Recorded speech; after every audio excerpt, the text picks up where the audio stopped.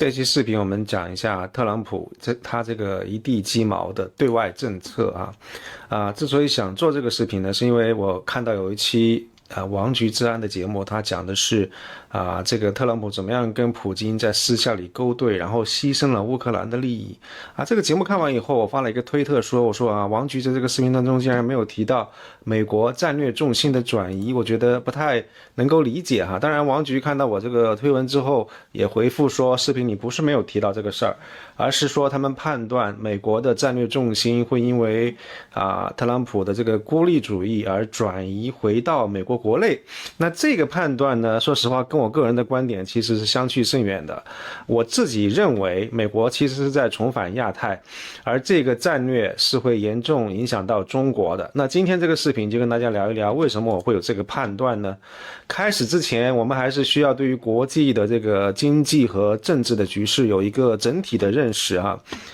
如果您还没有看过我之前那一期的视频的话，我建议您先点击这个链接，然后补一补课。如果没有及时刷新我们对于世界的一些认知的话，恐怕您可能会要么就不能够跟上我的思路，要么就会对于我的这个分析产生偏见，不会认可简短来说呢，就是目前这个世界上已经形成了事实上的双极并立的一个格局，只有美国跟中国两个超级大国，中国处于战略的扩张期，而美国的国力相对的衰落。更大的问题在于说呢，美国的民主制度从内部被腐蚀，正在遭遇建国以来最大的危机。当然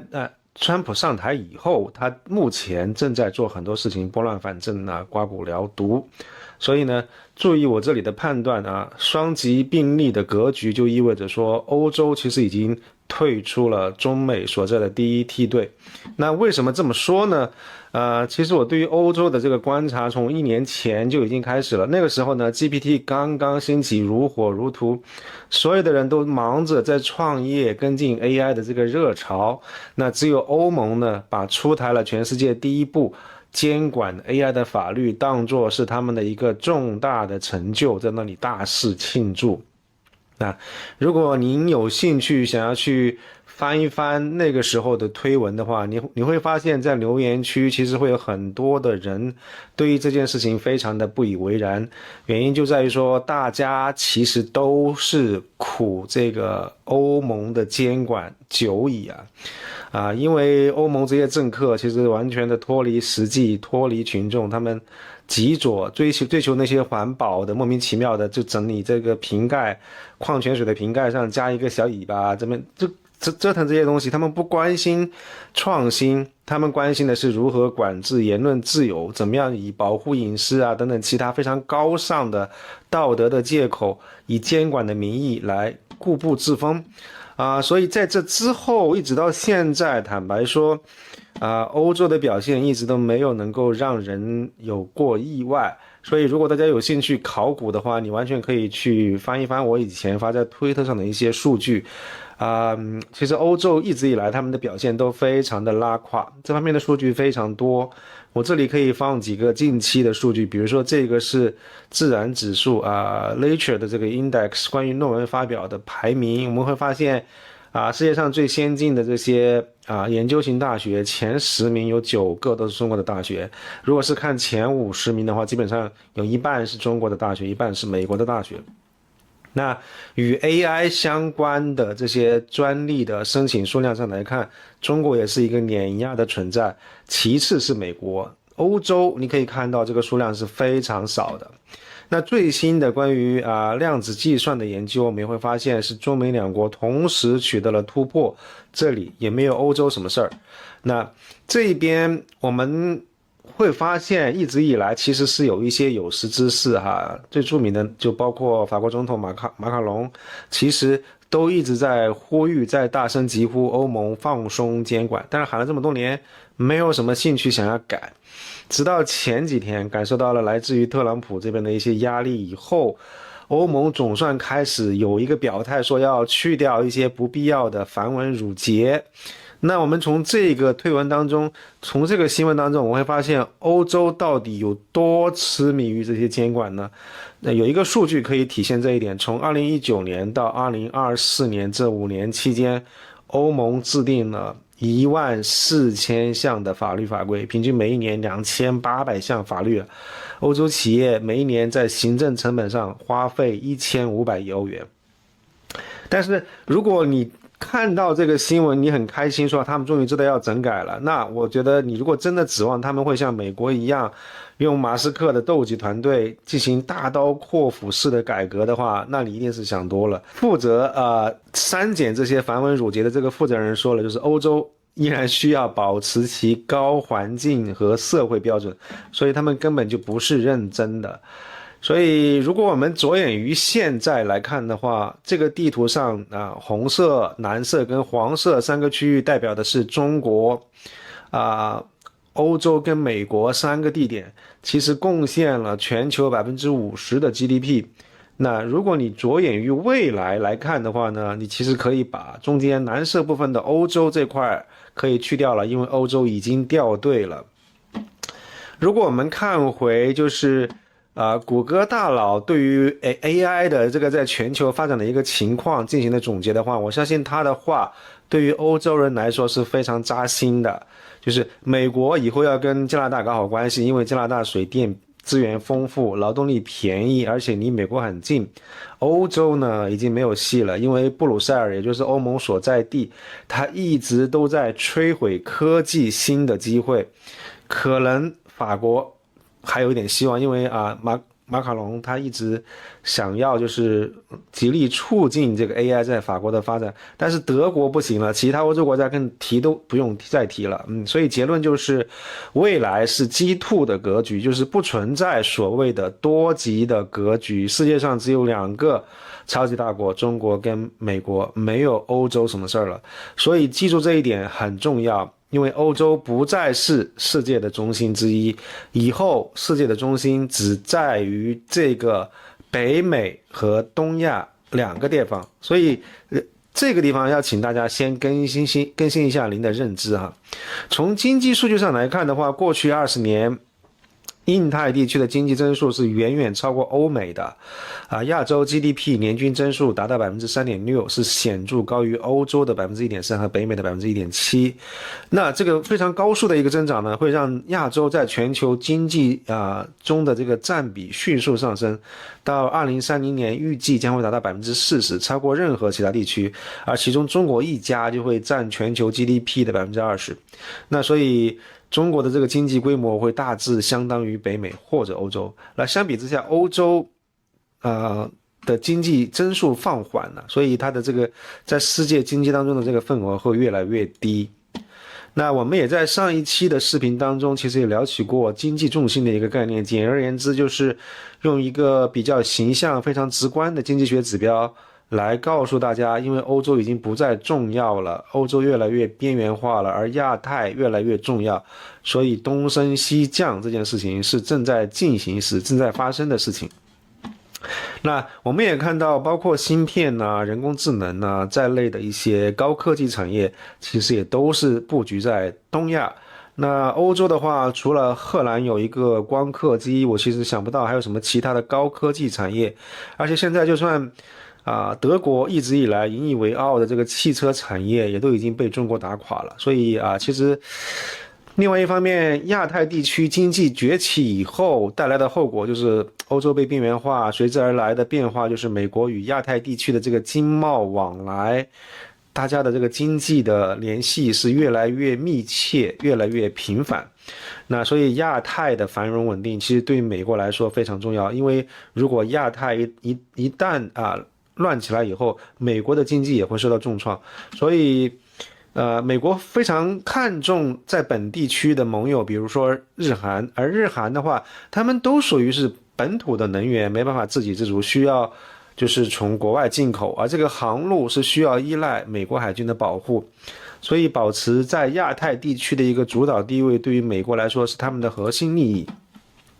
那也因为欧洲已经掉队了，全球的这个经济重心在加速东移到亚太，所以对于美国来说呢，就需要抢占这块经济的制高点，来维持自己的全球霸主地位，不被挑战和动摇。那这个道理是不是很容易理解了？我们用一个比较庸俗的例子来尝试解释一下，比如说你是黑社会老大，然后你要靠收取这个城市的一些商家的这个保护费来维生，对不对？那以前的话，本地可能最赚钱的地方是商业步行街，所以你的小弟、你的手下没事都会在那地方晃悠啊，向他们收保护费。那现在显卡因为是紧俏货，卖的特别的火热，所以现在电脑城那边的这些商家，他们数钱，每一天都数到手软。那这个时候我就问你了，你会不会多派你的手下跟小弟去电脑城那边去占领这一块风水宝地呢？对吧？那如果你不去的话呢，这个新出现的这个聚宝盆肯定会被别的帮派抢过去，对不对？然后等他们收保护费，收到这个数钱数到手抽筋的时候，他们就有大把的钱来买军火，来招募更多的小弟跟他们在一起帮他们卖命。那到时候的话，你就算没有什么心思去抢这个聚宝盆，因为你的对手已经抢占了这块风水宝地，他们已经富起来了，他们强起来了，你是分分钟会被他们灭掉，这是非常可以笃定的一件事情。所以同样的道理美国目前其实它也面临来自于中国的挑战，它有3个方面的战略选择。第一个呢，就是它可以维持全球的这个军事部署的现状不变，那这个就意味着说，你要把资源分摊到不同的地区，比如说中东、欧洲、亚太甚至包括非洲等等不同的地方，还有南美什么的地方。而中国的话，暂时不需要做全球的部署，也就意味着说，它只需要集中力量在亚太就可以了。在大家的经济规模体量差不多的情况底下，那中国能够集中精力在亚太，而美国的话，它的力量太分散，它在亚太就不能够构成对于中国的这个优势，所以结果一定是势必被逐渐蚕食之后被赶出亚太。那第二个选择的话呢，就是所谓的孤立主义，就是说美国全面退回北美。这个是很多人的说法，包括王岐之安在内，但是这个选择其实是下策，那意味着说美国主动的把全球霸主的地位拱手交给中国。那只有第3个选择，就是说从中东和欧洲抽调资源以后，重返亚太，加强在亚太的一个存在，这个选择是唯一合理的选择。但其实也就意味着说，这个操作的难度其实是最大的。为什么呢？因为你想想看，你什么都不做，维持现状，当然很简单。但这种坐等中国做大的、坐等中国崛起的做法，对于美国来说，肯定相当于慢性死亡。那如果全面退回北美，大溃败，当然也很简单，操作起来没有什么难度，对不对？但是也就意味着说，你在全球的领导地位逆转，然后所有的盟友都离散，美元的霸权也就烟消云散了。那这种做法其实无异于马上自杀。而重返亚太的这种战略调整的话，就势必需要涉及到调整很多国家的这个利益的格局分配，而动了他们的蛋糕，自然就会激起非常强烈的反弹。那就是为什么类似于很多人会攻击马斯克跟他的斗鸡团队一样，因为他们砍掉了美国这个 USAID 的 USAID 的这个的经费，这相当于断人财路如杀人父母嘛。所以其实现在为什么网上很多人对于特朗普的这个乌克兰的和平方案以及这个从欧洲撤退的这么一个战略，很多人在那边破口大骂，这一部分也是很重要的一个原因。我们在视频的后半部分来详细展开来再聊。那其实吧，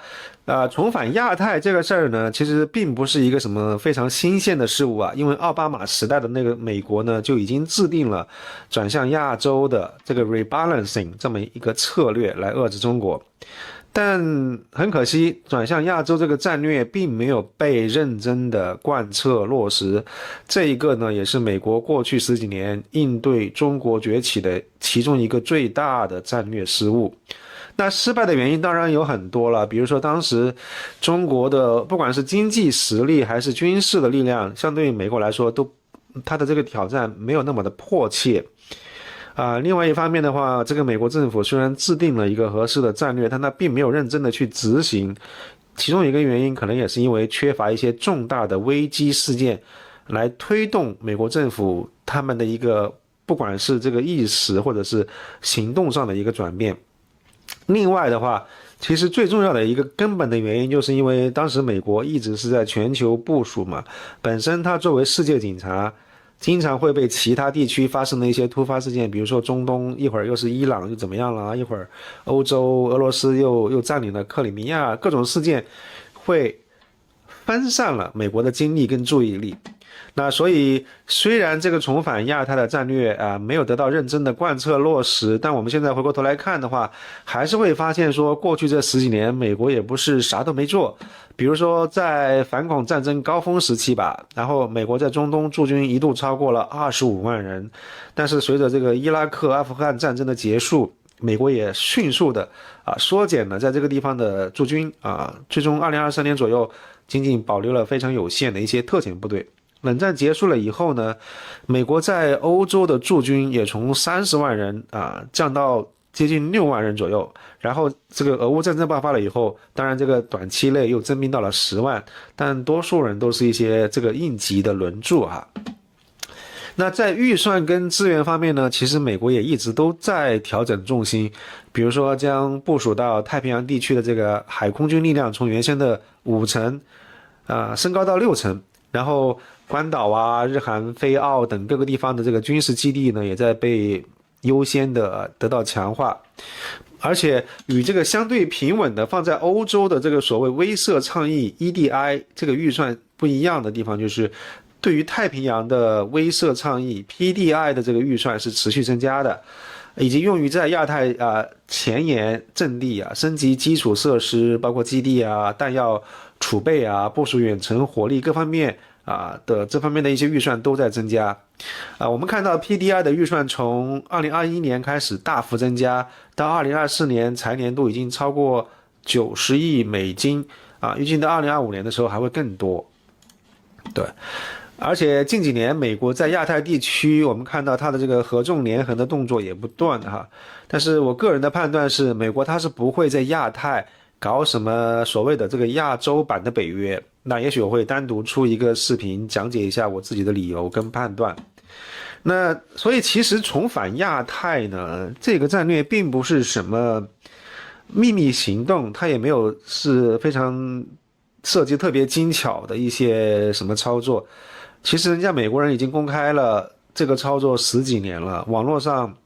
也有大量的数据或者资料可以看得到。我就不明白为什么中推呢，有很多人拼命的否定，就是特朗普政府的这个阳谋，这个非常显而易见的外交跟战略的一个调整动作，非要觉得人家美国要么就是特朗普瞎搞，完全没有章法，纯粹傻逼，要么就是说美国它其实是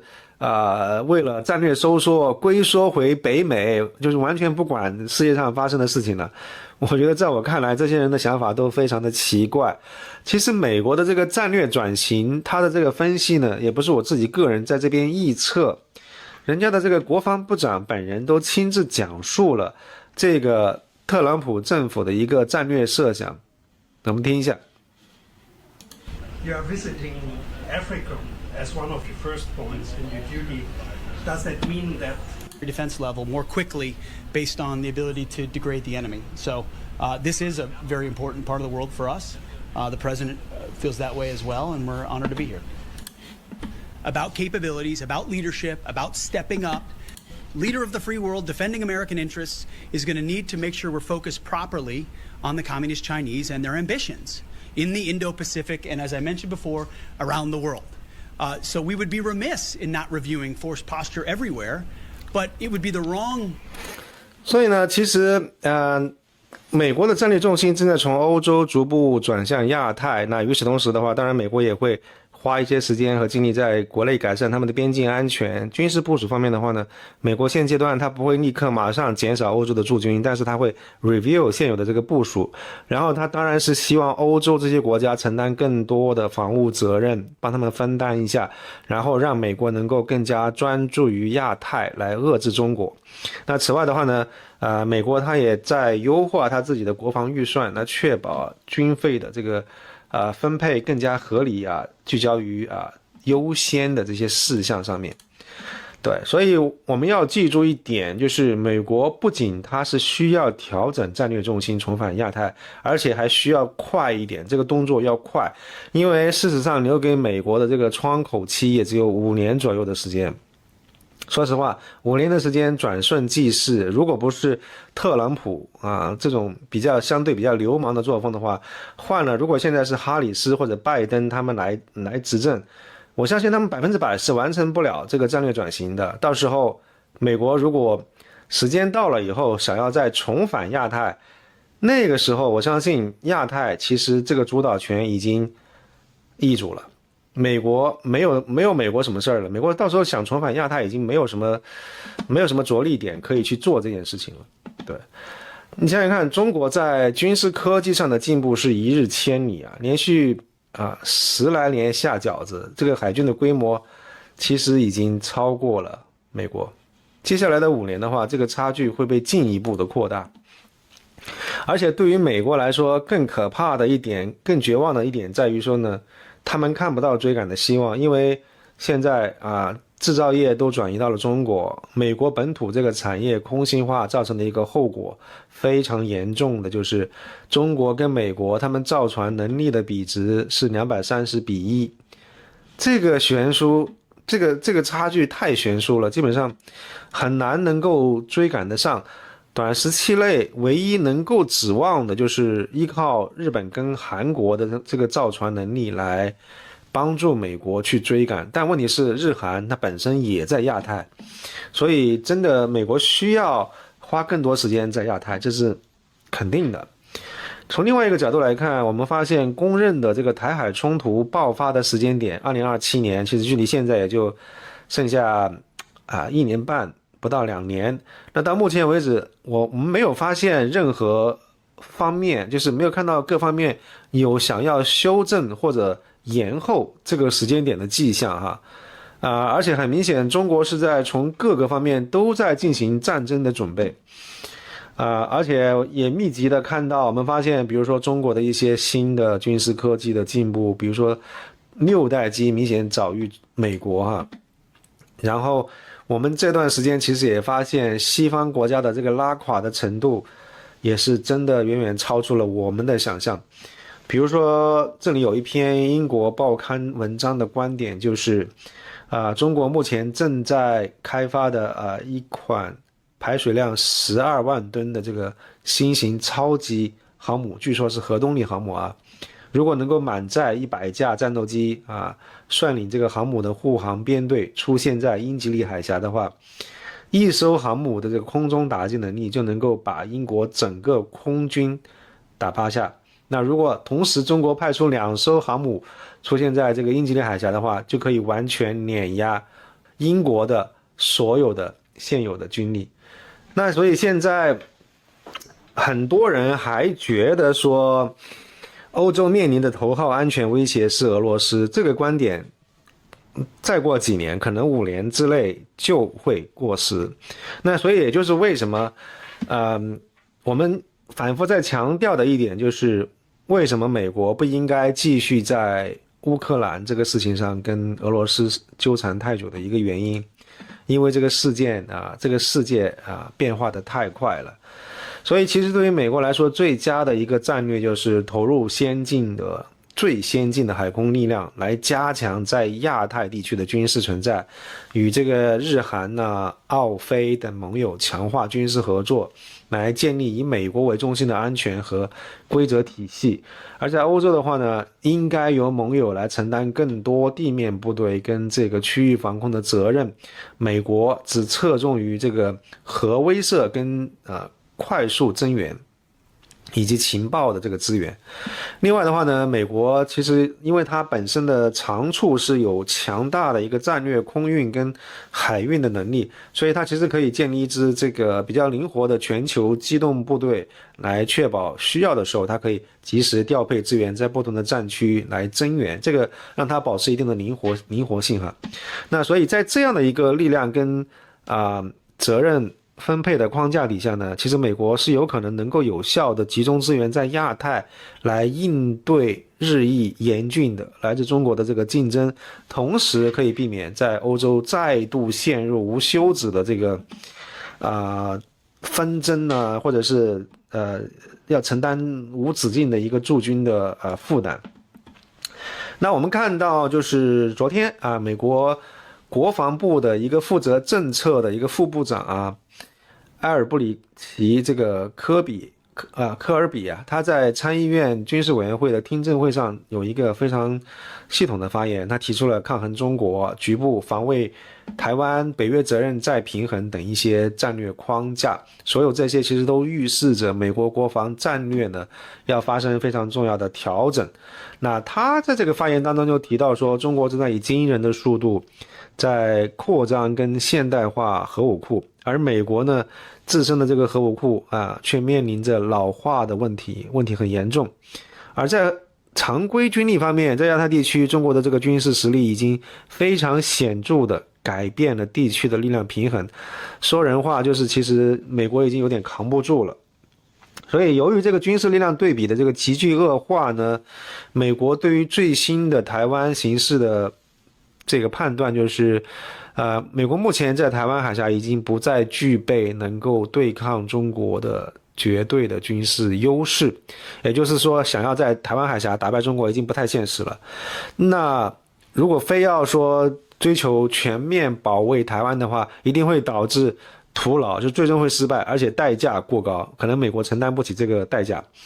所以呢，这个科尔比他是建议寻求以美国人民愿意承受的成本跟风险水平来对台湾进行局部防御。其实意思就是说，台湾你自己应该把自己的这个国防开支占 GDP 的比重提升到 10%， 然后你自己做好充分的准备，不要真的指望美国人会牺牲自己的子弟兵，因为台湾他自己的 GDP 占比现在才有 2.45% 左右，不到 2.5%。对，所以科尔比认为呢，美国在欧洲投入了太多的资源，而欧洲盟友他们太过于依赖美国本身的贡献非常不够，所以他主张减少在欧洲的军事存在，包括减少驻军的数量，特别是就是降低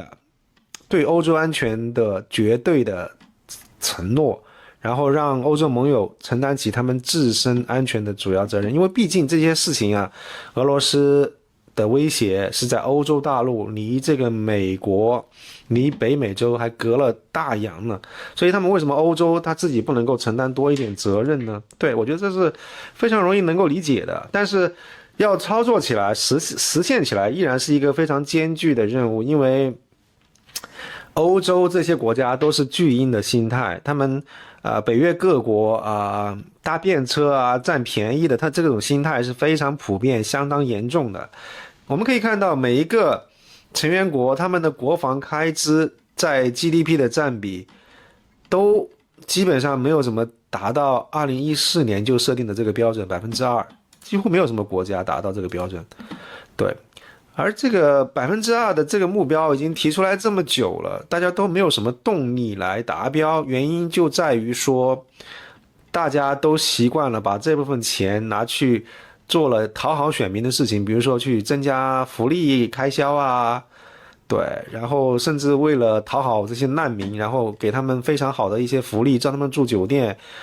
发补助，把这些钱都花在这些地方了。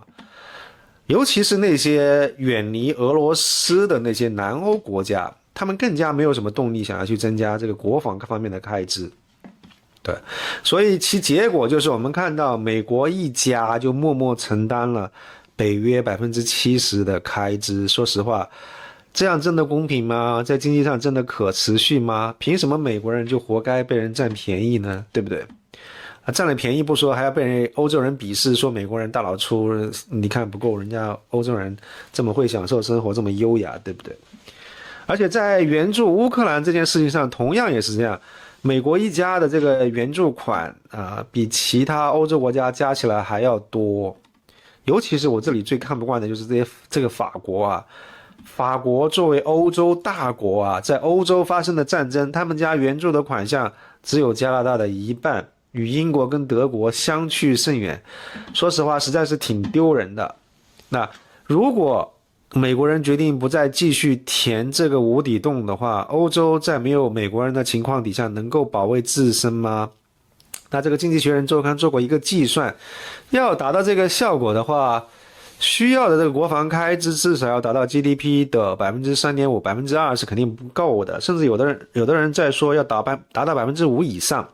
那就算是用3.5%做标准的话，如果我们假设每年这些欧洲国家需要把 GDP 的0.2%捐助给乌克兰，那就意味着说欧洲这些国家要想办法凑够相当于 GDP 1.9%的额外的钱来应对美国撤走的这些窟窿。那这个要填这个窟窿，要么你就要削减在其他方面的开销，要么你就要加税，对不对？我们知道欧元区这些经济体，他们用在福利啊、养老金啊、社会保障支出方面的一些钱，大概是占 GDP 的20%左右。你让他们削减社会支出是不可能的事情。法国当年想要做一点动作，就是整个都是完全是动乱跟骚乱就乱起来了，不可能的。民调结果也显示所有的欧洲国家都认为乌克兰应该得到更多的援助，但是几乎没有什么欧洲国家的人会支持自己的国家多出一点钱。这个人性都是非常直接的，非常自私的。而且以这个法国的民调为例子为了援助乌克兰，为了填补美国撤走的窟窿要加税，这法国人是不能够同意的。而且法国人他也不愿意就是派兵去打仗，他只愿意就是在战争结束以后派兵作为维和部队来在当地维持这个秩序。所以说实话，美国人其实挺惨的，他这个付出了这么多几千亿美刀扔出去，结果因为最近这个跟泽连斯基的一些风波，乌克兰人70%的乌克兰人对美国的看法更加负面，只有13%的人把美国人看作是朋友。然后法国人73%的法国人认为美国不再是法国的盟友。这真的是帮人家帮了一辈子，因为实在没有钱了，想省点钱，所有人都觉得他是坏人。这个真的非常形象的这个阐释了什么叫做升米恩斗米仇对。而且就算是只是派部队去维和以现在英国军队的这个拉垮的程度也是部署不了的。这个独立报的报道呢，就是英国目前只有25辆主战坦克能够战斗，几乎没有可以用的炮兵部队。这个毫不夸张的说英国军队的实力正处于1940年6月英国从这个敦刻尔克撤离以来的历史最低谷。那也就是说，如果美国再不调整战略重点的话，这些国家已经被灌到就是彻底已经失去了基本的作战能力。你更加不要说，其实援助乌克兰这3年，甚至都已经把美军的一些战略的资源，比如说弹药的库存，基本上都消耗殆尽了。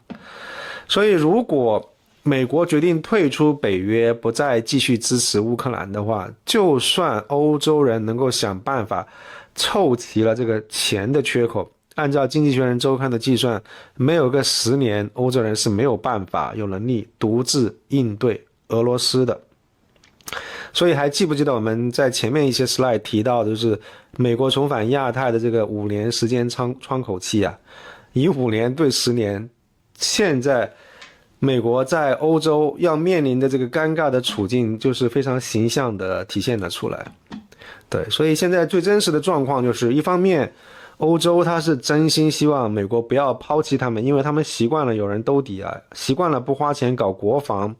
宁愿把钱拿来搞福利讨好选民，把钱给难民，给他们发补贴，给他们住酒店。这就是为什么当美国想要抽身，不想就是无限期的填这个无底洞的时候，这么多国家的媒体，这么多政客拼命攻击特朗普的原因。而另外一方面的话呢，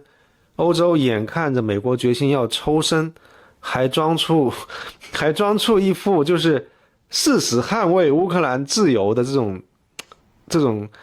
占据了道德高地的这种姿态，但是他们既不愿意花钱，也没有什么兵可以派，到最后还是祈求得到特朗普的支持，就是说好人我做了，钱你出，真的是非常搞笑。所以就比如说这个伦敦峰会就笼罩在美国可能退出谈判的这个恐惧当中，感觉特别的可悲。而乌克兰的话夹在中间，感觉也是被美国这个战略调整牺牲的一方。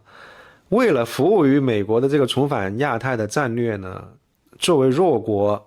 乌克兰可能被迫要接受以土地换和平的方案。那特朗普这种以弱国的利益作为筹码、作为代价和俄罗斯交易的做法，到底是不是绥靖呢？我们可能会单独出一期视频来聊一聊这个问题。那如果今天我的分享对你有帮助的话，请记得点赞并订阅我的频道，祝你有心情愉悦的一天，谢谢。